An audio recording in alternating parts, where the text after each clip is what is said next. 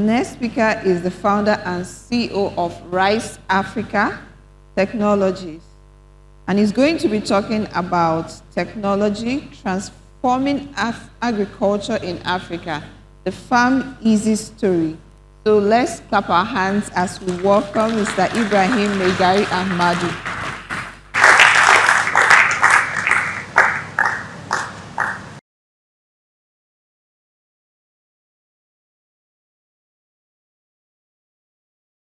Thank you. Good morning. It's an absolute honor and privilege to be here, and I give a big shout out to Tony and his team for organizing this wonderful occasion. It's an opportunity to interface with the next generation of hustlers. And I think I align myself with all the discussions that we've had this morning regarding creating a sustainable world and a sustainable future. I'm trying to give you deep into what we've been doing. RiceAfrika Technologies is a company that we started here in Lagos about 3 years ago. We went live just after the COVID lockdown, and we started as a tech platform that was trying to aggregate smallholder farmers, especially in the rice and wheat value chain. A couple of months into our gig, we kind of pivoted when we discovered a much more bigger problem. So in the course of my presentation, you get to know about that. So I want to start with a quotation from our very own Dr. Akinwumi Adesina, who is the president of the Africa Development Bank.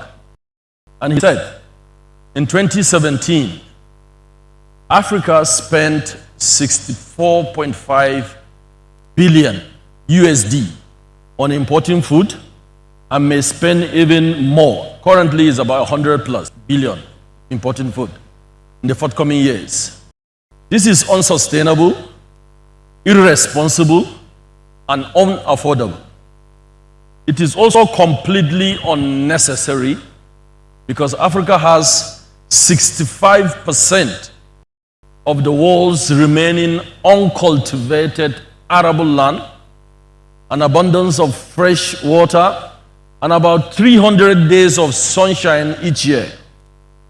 And more than 60% of Africa's working population is engaged in agriculture.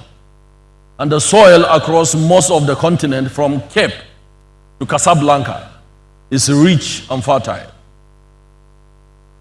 So, this statement is something that I always like to start discussions with to bring to fore our current situation. According to the UNFAO, 1 in 5 Africans, over 300 million people, are currently facing severe hunger. And the situation has even gone much more than that. That's the shocks of living in a world after COVID and the dislocation of the global food chain by the Russian-Ukraine war. So, if you do a Google search, a simple Google search, why is Africa facing severe hunger? I bet you will see so many reasons, from drought, famine, to irresponsible governance, to the war in Ukraine, to COVID, a lot of reasons. Just do a Google search right away.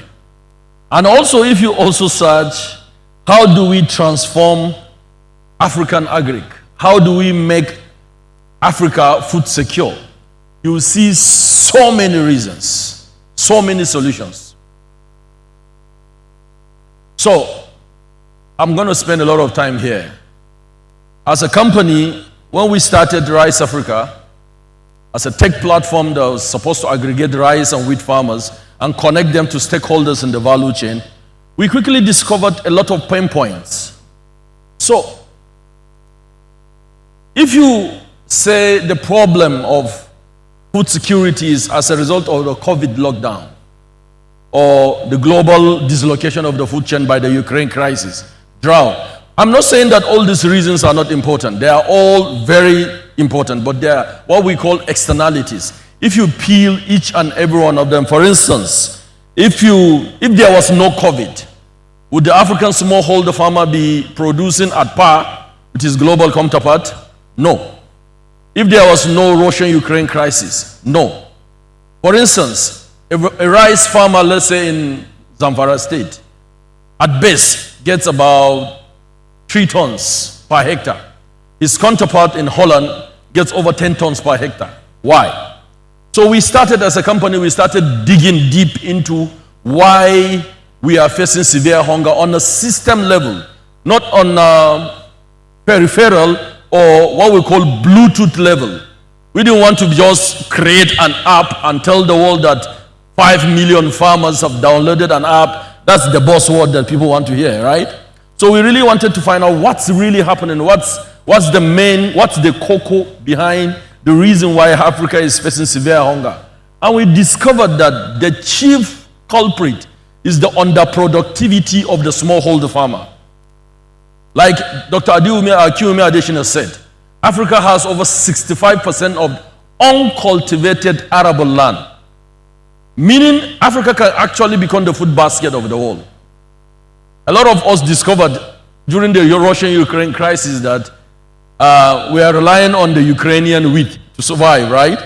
So we did a system analysis and we discovered that underproductivity is the main reason why our farmers are underproducing. And smallholder farmers, mind you, in Africa, produce over 80% of the food we eat. If you're here today and you've taken breakfast, probably what you've eaten must have come, I'm sure, 80% of us must have come from a smallholder farmer. So, we developed the FarmEASY as a operating system. It now has a mobile platform that really look deep into these 7 fundamentals. Wherever you are, whatever you're doing in the agri value chain, this solves the problem of underproductivity. Number 1, land preparation equipment. Over 80% of smallholder farmers in Africa lack land preparation equipment, i.e. tractors, tillers, and the rest. If you prepare your land manually, and the person that prepares his lands mechanically, there's a high probability that he will produce 50% more than what you produce. That is why that farmer in Nigeria produces 3 tons and his counterpart in Holland produces 10 tons. Number 2, a lot of our farmers, almost 90% of our farmers plant grains, not seeds. I don't know if you understand the difference between planting grains and planting seeds. They don't have access to high-yielding seeds. They plant grains. Number 3, they lack good chemicals. When you plant, crops compete with weeds for nutrients. And if you don't have good chemicals to kill off the weeds, weeds overtake your farm and it affects your productivity. Number 4, they lack access to affordable fertilizers. Most government intervention programs, when they bring fertilizers to our smallholder farmers, at best, it comes at the time that they don't even need the fertilizers. So we're talking about on-time delivery of affordable fertilizers. Number 5, farm extension service. They don't have access to best agronomic practices. Nobody tells them what to do. They've been farming since 1800. The same age-old technology that they've been using up to date. Number 6, this is what we've started with, mechanized harvesting. They lack access to mechanized harvesting. Let me give you context here. When you harvest a rice farm, 1 hectare of a rice farm, let's take 1 acre. A hectare is 2.45 or 2.5 to a hectare. 1 acre of a rice farm takes about 30 people to harvest it in 24 hours. Our machine does that in 30 minutes.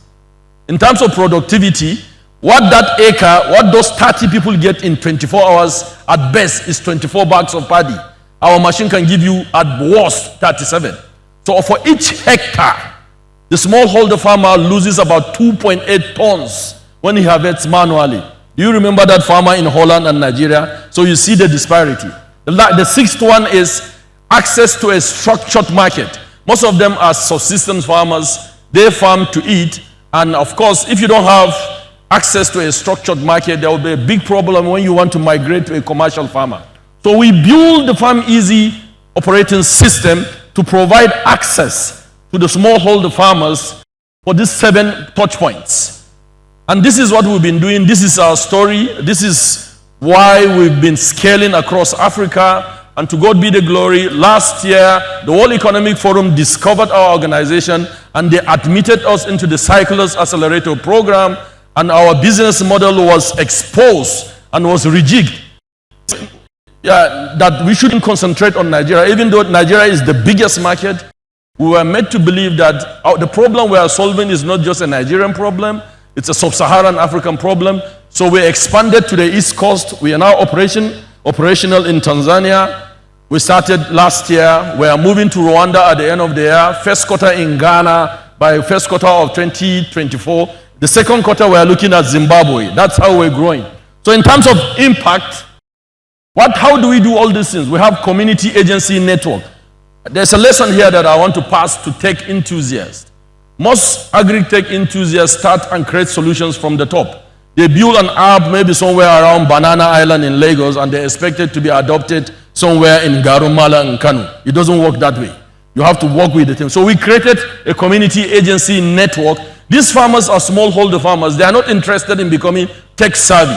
Technology is supposed to be an enabler, right? So you build your solution to make their lives easier, not that you are trying to make them mobile tech savvy. So we create a community agency system. It is the community agent that we are expected to be mobile tech savvy, and then we equip him with our FarmEASY operating system, and then we do a lot of community sensitization to unlearn and relearn. And then of course we do a lot of incentivization by bringing some things that will make them, because it's one thing to create a solution, it's another thing to jumpstart adoption. That's what we call a notch effect. Our parents do that. If you want your child to study, you tell them that when you ace your papers, I'm going to take you to Disneyland, for instance. That is a notch. So we create all those things with the communities, for instance, giving them fertilizers on time for them to adopt mechanization. Because even though it's good for them, they may not see the way you want to see. And then there's adoption. Since 2020 that we've started, we've achieved the following numbers in Nigeria and Tanzania. And for record purposes, this is for March.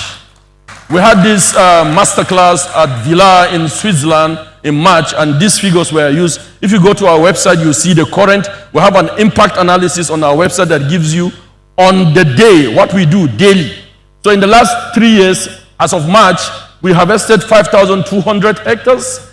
We've saved 14.8 kilograms of grains that can actually feed, as of then, 49.6 million people more. Right now we've passed about 50 million people, and now we've saved about 149 labor hours. As of today, if you check the website, what we've done is over 50 million people could be fed with what we've saved in Nigeria and Tanzania. We've saved over 20 billion liters of water, and we are just getting started. And I'll close by saying this. A lot of people think the farmers in Africa are poor. And we say this around the world, that African farmers are not poor. Africa doesn't need aids or handouts. What we need is investment to improve the infrastructure of the smallholder farmers so that Africa can feed itself and Africa can feed the world. Thank you very much for listening.